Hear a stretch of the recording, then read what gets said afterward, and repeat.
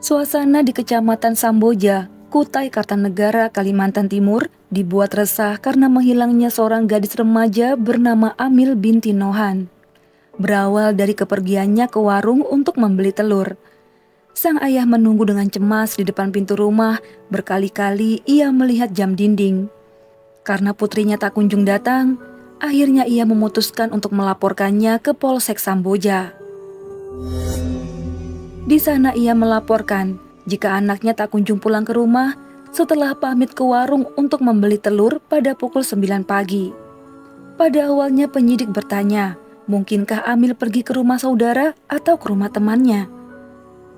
Kemudian dijawab tegas oleh Nohan, putrinya itu selalu pamit dan memberitahu tujuannya serta jam pulangnya. Namun kali ini berbeda, tak seperti biasanya.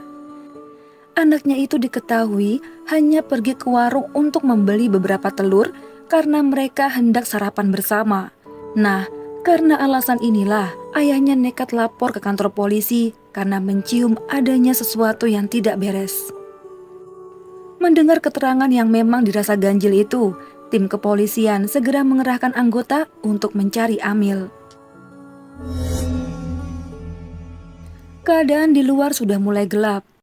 Udara menjadi dingin, apalagi suasana di desa masih banyak pepohonan dan kebun. Karena hari makin larut, sebagai seorang ayah, ia memiliki firasat buruk yang menimpa putri cantiknya. Bibirnya tak pernah berhenti melafalkan doa-doa, memohon petunjuk pada Yang Kuasa agar buah hatinya segera kembali pulang dengan selamat. Namun tetap saja hanya suara jangkrik di malam yang sepi, tidak ada tanda-tanda jika gadis itu akan pulang. Sanak saudara juga tetangga berdatangan demi menyatukan informasi barangkali saja ada yang melihat Amil. Singkat cerita, malam yang penuh kekosongan dilewati sang ayah tanpa bisa memejamkan mata. Ketika hari sudah mulai terang, ia bersama warga desa tak patah semangat bersama menelusuri jalan dan tiap rumah demi menemukan anaknya. Akhirnya pada hari Senin, Amil ditemukan. Namun dalam keadaan terkubur bebatuan dan lumpur. Lantas, apa yang sebenarnya terjadi? Cerita ini adalah berita fakta yang telah beredar di media massa.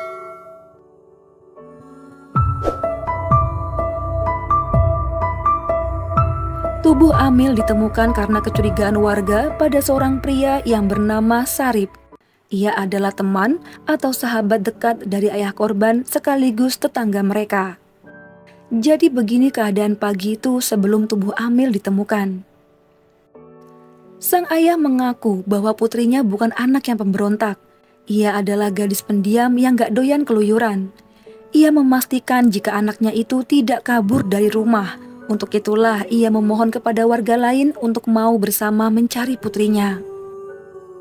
Singkat cerita, mereka yang iba lantas tergerak hatinya untuk menyusuri kebun, jalan setapak, dan area lainnya. Salah satu orang yang mencari adalah Sarip. Pria itu semangat sekali saat bergerak ke sana kemari sambil meneriakkan nama anak sahabatnya. Ke arah utara, ke arah timur, semuanya ingin dijelajahi olehnya. Nah, ketika beberapa warga menuju ke arah timur, Sarip menyuruh mereka ke arah sebaliknya. Namun, ia malah pergi ke arah timur.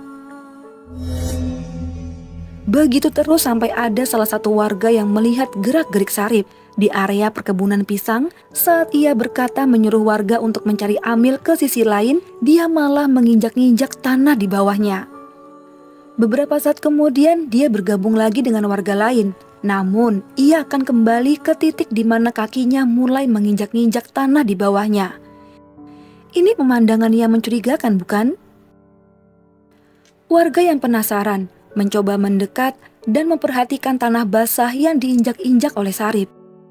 Ketika ada warga yang bertanya mengapa Sarip cuma muter-muter di situ, si pria tua bangka itu menjawab ingin buang air besar dan mengusir para warga untuk menjauh darinya karena ia sedang buang hajat. Padahal rumahnya hanya berjarak 60 meter dari tempatnya berdiri. Ketika diperhatikan, Sarip seperti orang gugup yang sedang gelisah menyembunyikan sesuatu. Akhirnya warga lain yang sedari awal juga memperhatikan Sarip berniat untuk menggali tanah basah yang sebelumnya diinjak-injak oleh Sarip. Karena mereka yang biasa lewat di jalan sepi itu yakin bahwa kubangan air itu tidak pernah ada sebelumnya. Beberapa warga berkumpul dan sepakat untuk menggali tanah tersebut. Perlahan mereka melihat ada tumpukan bebatuan, semen, serta lumpur yang masih baru saja dikubur. Perkiraannya adalah batu dan semen itu digunakan untuk menutupi sesuatu di bawahnya karena terlalu banyak air dan lumpur, semen tersebut belum sempat mengering. Secara perlahan mereka terus mengangkat batu-batu itu dan apa yang mereka lihat sungguh di luar dugaan. Sementara itu, Sarip yang pucat pasi hendak melarikan diri, namun dicegah oleh warga. Di bawah bebatuan itulah Amil binti Nohan ditemukan meringkuk tanpa menggunakan baju sehelai pun.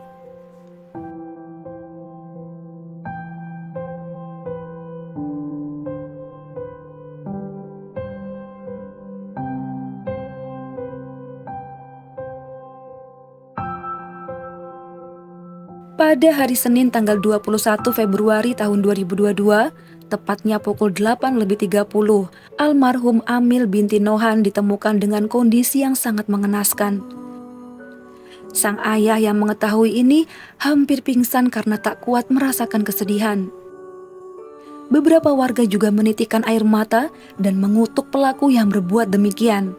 Gerakan refleks warga langsung menghajar Sarip, menyisakan tanda tangan di wajahnya akibat bau gementah dari para warga.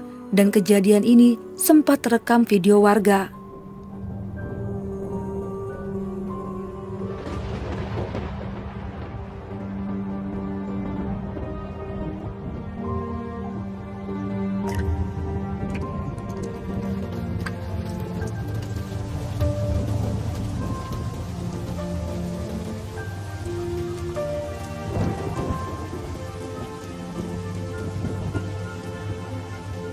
Tak lama kemudian, petugas dari Polsek Samboja datang ke lokasi TKP dan memeriksa area sekitar. Warga menyerahkan Sarip yang mereka curigai sebagai pelakunya. Apalagi wajahnya saat itu paling bonyok di antara yang lain. Meski dirasa tak masuk akal, apalagi ayah korban dan Sarip dikenal sebagai teman dekat. Sarip Arman, berusia 38 tahun. Pria Hajingan ini mengaku telah melakukan pembunuhan pada Amil. Menurut Kapolsek Samboja, yaitu AKP Adiama Baruna Prataman, motif pembunuhan ini dilatar belakangi oleh utang piutang dan sakit hati. Jadi, 2 bulan sebelum peristiwa, pelaku ini meminjam uang sebesar Rp120.000 pada ayah korban, dengan jaminan 1 ekor burung jalak kesayangan milik pelaku. Namun sayang, tenggat waktu perjanjian hutang itu udah lewat. Ayah korban yang juga butuh uang berniat menjual burung tersebut. Nah, pelaku yang mengetahui ini langsung memohon supaya burungnya jangan sampai dijual. Ia berjanji akan segera melunasinya. Tapi janji cuma janji. Uang Rp120.000 itu tetap tidak diganti. Akhirnya burung itu dijual oleh ayah korban. Karena itulah pelaku sangat sakit hati dan menyimpan dendam.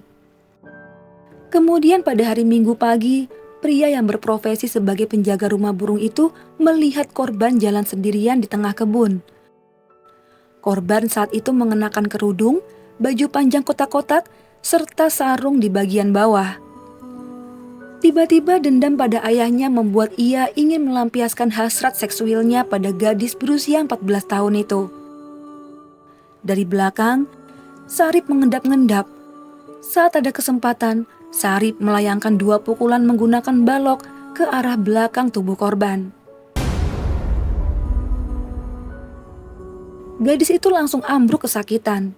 Kemudian tubuhnya diseret dan dibawa ke balik pepohonan pisang. Ia terus menekan leher gadis itu hingga kehilangan nyawa. Setelahnya, tanpa rasa iba, ia malah memperkaosnya. Untuk menutupi jejak, Ia menggali tanah dangkal, kemudian menaruh jasad Amil di dalamnya, kemudian ditutupi dengan batu dan semen, ditambah dengan lumpur juga air. Untuk pelaku sempat ikut mencari,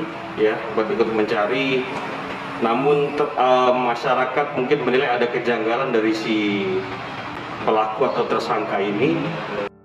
Nah teman-teman, pelaku yang hidup seorang diri selama kurang lebih setahun karena pisah ranjang dengan istrinya itu dijerat dengan pasal 76C Undang-Undang Nomor 35 Tahun 2014, Junto Pasal 80 Ayat 3 dengan ancaman hukuman 15 tahun penjara.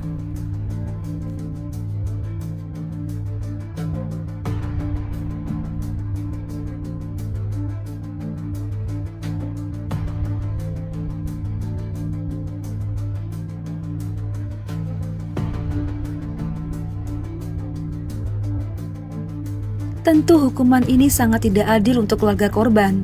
Kalau bisa sih, pelaku diseret aja masuk ke kandang buaya, jadi nggak usah repot-repot masukin ke penjara. Sungguh miris nasib tragis yang dialami remaja 14 tahun dari Samboja itu. Minggu pagi yang cerah, dia hanya ingin pergi ke warung untuk membeli beberapa telur yang akan disantapnya bersama keluarga tercinta. 14 tahun saja bagi orang tua Amil melihat tumbuh kembang putri mereka yang cantik. Sebab itu, marilah kita sama-sama mendoakan agar almarhum diampuni segala dosa-dosanya dan dilapangkan kuburnya. Dan untuk keluarganya, semoga diberi kesehatan, kekuatan, serta ketabahan dalam menjalani hidup.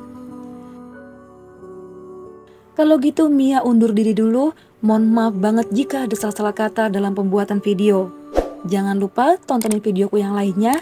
Sampai jumpa di video selanjutnya. Bye.